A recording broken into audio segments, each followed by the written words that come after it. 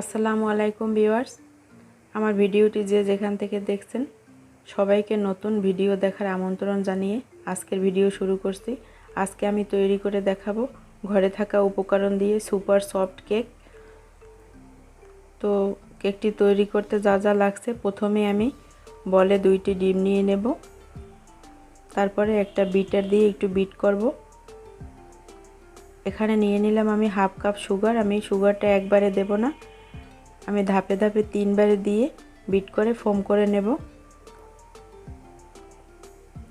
Hand bitter দিয়ে bit করতে একটু সময় লাগে, ওই জন্য আমি হ্যান্ড মিক্সার দিয়ে বিট করে নেব। আপনি চাইলে এই কাজটা বিটার দিয়েও করতে পারেন।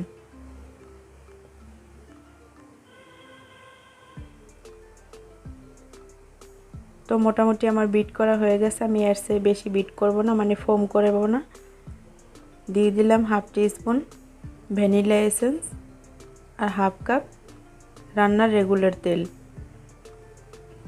রান্নার রেগুলার তেলটা দিয়ে আমি আবার একটু বিট করে নেব। তো আমার বিট করা হয়ে গেছে। এইখানে নিয়ে নিলাম আমি 1 কাপ ময়দা,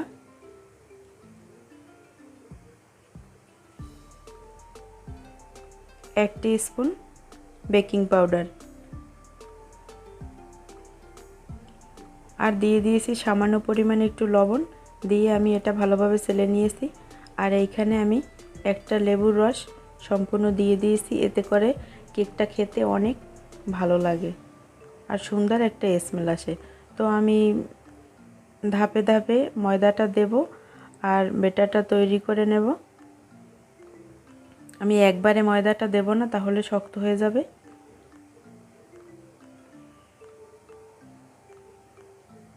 ভিডিওটি যেভাবে দেখছেন ঠিক এইভাবে করেই ব্যাটার তৈরি করে নেবেন।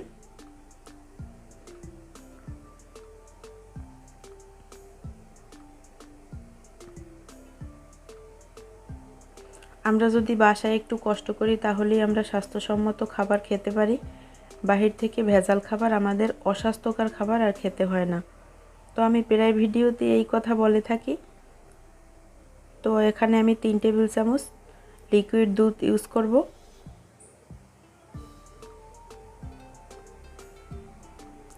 তো ব্যাটার তৈরি করা আমার হয়ে গেছে। কনসিস্টেন্সি দেখে অবশ্যই বুঝতে পারছেন।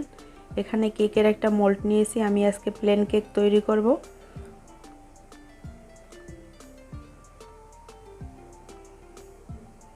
তো একটা কাগজ দিয়ে একটু তেল ব্রাশ করে দিয়েছি। এখন আমি ব্যাটারটা ঢেলে দিচ্ছি।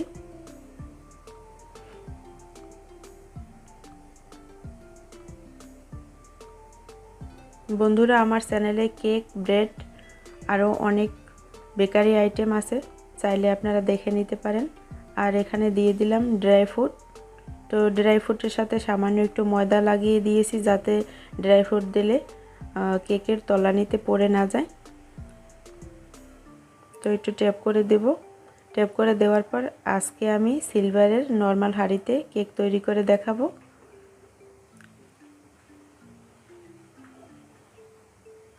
তো 2টা কাগজ দিয়ে স্ট্যান্ড বসিয়ে আমি কেকটা বসিয়ে দিলাম।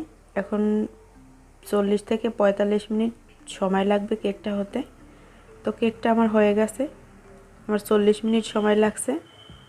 এই যে দেখুন কত সুন্দর। তো আমি একটা কাঠি দিয়ে চেক করে দেখিয়ে দিচ্ছি,